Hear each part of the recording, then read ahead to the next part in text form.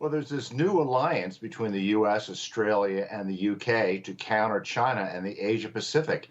This is just so interesting. The French are angry, the Chinese are angry. Biden is being accused of putting together a Trump-like agreement that puts America first ahead of Europe. One might ask, how could this happen? You know, the Biden administration did something right, but let's be clear, this fell into their lap. The Australians hated this deal. They were desperate to get out of it. And obviously, the Biden administration would have been foolish to turn down a deal that's probably worth more than $70 billion for our defense firms. All right, so we are selling. It's good for the United States to be in the process of building these. It keeps people working.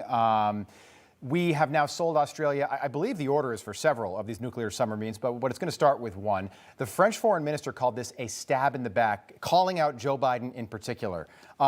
What's going on between these two nations, between the administration and France?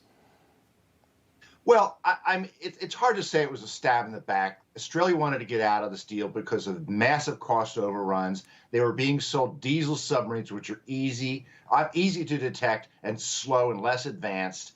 Most of the jobs were supposed to be in Australia. The French kept taking away the percentage that would be made. So, look, they can accuse Biden of stabbing the French in the back, but the French stabbed themselves in the back by not sticking to the agreement that they made to Australia. Australia needed to buy these subs elsewhere. I want to talk about the General Mark Milley situation for just a moment, Fred, and get your take. I think what's being missed here, if you watch some of the left-leaning cable channels, they are saying that, Donald Trump was unhinged, he was insane, so Milley was a patriot for doing what he did. What's being missed is that he completely subverted the normal chain of command. Is that an act of treason in and of itself? It was certainly an act of insubordination and may have been an act of treason.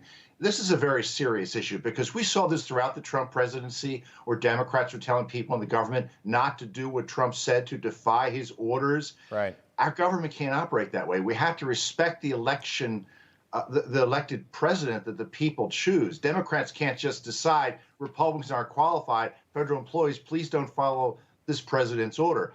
I think what Milley did is outrageous and needs to be explained, but I'm afraid this went on far too often during the Trump years. Yeah, I think it does fall in there. On one end, we've got, at the very least, insubordination. At the other, we've got potentially court-martialing Milley or classifying this, yes, as an act of treason. Fred Fleitz, good to see you again. We'll see you again soon. Have a great weekend. Good to be here. You too. Hey, I'm Rob Finnerty. Thanks for watching. If you enjoyed this video, please join the conversation in the comments below. Don't forget to subscribe, too. Hit the bell icon to be alerted to breaking news. And remember, there's a whole lot more on Newsmax TV, America's fastest growing cable news network. Newsmax TV, we're real news for real people.